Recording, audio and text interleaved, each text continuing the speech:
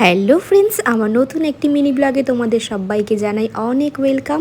তো আজ হচ্ছে বৃহস্পতিবার আর আমি কিন্তু সকাল সকাল স্নান দান কমপ্লিট করে শাড়ি পরেও নিয়েছি।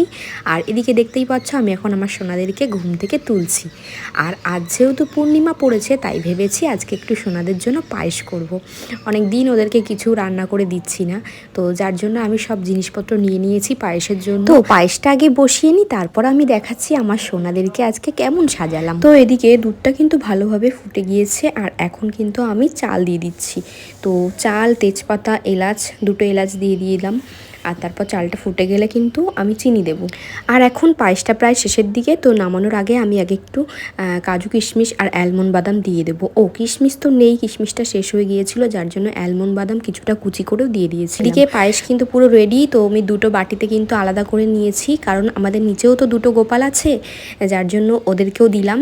আর আমার সোনা খাবে, ওরা খাবে না সেটা তো হয় না কখনোই, যার জন্য দুটো বাটিতে আলাদা করে দিয়েছি। আর এদিকে তোমাদের লক্ষ্মীনারায়ণকে দেখালাম। তো আজকে ওদেরকে একটু অন্যরকমভাবে সাজিয়েছি, যার জন্য তোমাদেরকে দেখিয়ে দিলাম। আর এখন আমার সোনারা সেবা করছে, তো ওরা সেবা করতে থাকুক আর ততক্ষণ তোমরা কিন্তু প্লিজ একটা লাইক করে দিও। তো চলো আজকের মতো টাটা।